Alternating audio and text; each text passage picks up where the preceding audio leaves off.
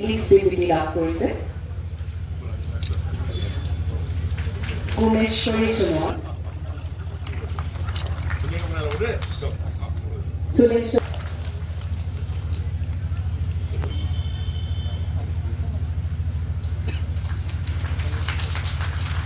নন্দেশ্বৰ দাস, মৃদুলা সোণোৱাল,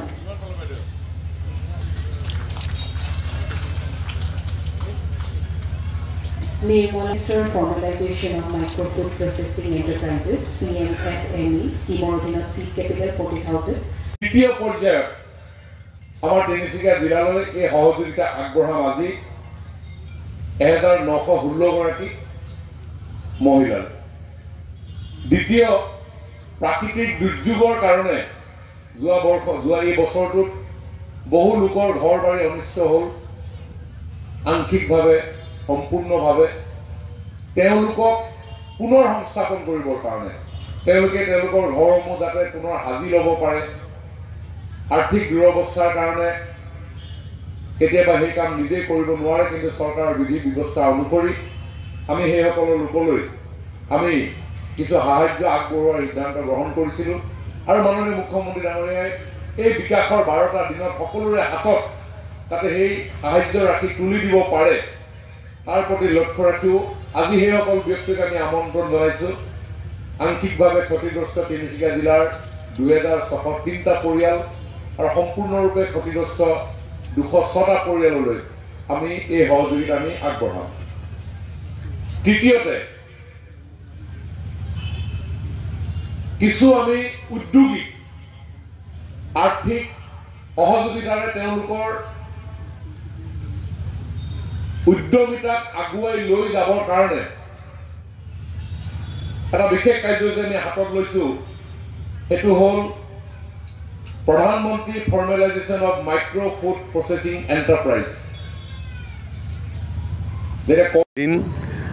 আমাৰ ৰাজ্যখনত আৰম্ভ কৰিছে, যাৰ জৰিয়তে বিভিন্ন ক্ষেত্ৰত আমাৰ ৰাইজক বিভিন্ন ধৰণে সহযোগিতা আগবঢ়োৱাৰ এক কৰ্মযজ্ঞ, য'ত ঋণ লৈ ঋণমুক্ত হ'বৰ কাৰণে প্ৰয়াস কৰা মহিলাসকলৰ প্ৰতি শ্ৰদ্ধা। আমাৰ মেধাৱী ছাত্ৰ ছাত্ৰীসকলক তেওঁলোকক দিয়া প্ৰতিশ্ৰুতি অনুসৰি আগন্তুক দিনত ভাল শিক্ষা ল'বলৈ তেওঁলোকে যাতে মনৰ মাজত প্ৰেৰণা পায় তাৰ এটা চিন্তা নিহিত হৈ আছে।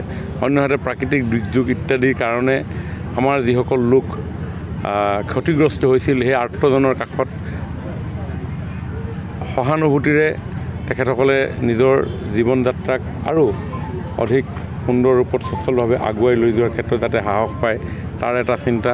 অন্যহাতে উদ্যমিতাৰ জৰিয়তে নিজকে স্বনিৰ্ভৰশীল কৰি জব চিকাৰ নহয়, জব ক্ৰিয়েটৰ হিচাপে আমি আমাৰ সমাজখনৰ প্ৰতি, আমাৰ অৰ্থনীতিৰ প্ৰতি আগবঢ়োৱা দায়িত্বক তেখেতসকলক উৎসাহিত কৰাৰ মানসেৰে PMFME হওক, মাইক্ৰ' ফাইনেন্স ইনচেণ্টিভেই হওক, অৰুণোদয় হওক অথবা ডিজাষ্টাৰ মেনেজমেণ্ট, বিভিন্ন ধৰণৰ কাৰ্যসূচীৰে আমি অসমত এই 12টা দিন আমি পালন কৰি আছোঁ। আৰু আজি তিনিচুকীয়াত আমি 3টা বিষয় লৈ আমি সমবেত হৈছিলোঁ। এটা হ'ল মাইক্ৰ' ফাইনেন্সত ঋণগ্ৰস্ততাৰ পৰা মুক্ত হোৱা এটা আঁচনি, দ্বিতীয়তে আমাৰ যোৱা প্ৰাকৃতিক পৰিৱেশত ক্ষতিগ্ৰস্ত হোৱা লোকসকলক সহযোগিতা আগবঢ়োৱা, আৰু প্ৰধানমন্ত্ৰী খাদ্য সংসাধীকৰণ আঁচনিৰ জৰিয়তে উদ্যমিতাক জীৱনৰ কৰ্মৰ পথাৰৰ এজন